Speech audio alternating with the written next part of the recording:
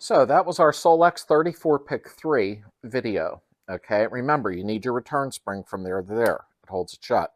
Now, one thing you want to do also is unscrew this screw. Let me get my gloves off a minute. You want to unscrew this, okay? You want to go to the lowest point, okay? And you only want this screw to just barely even touch it. This is not an adjustment for your idle, okay? This is.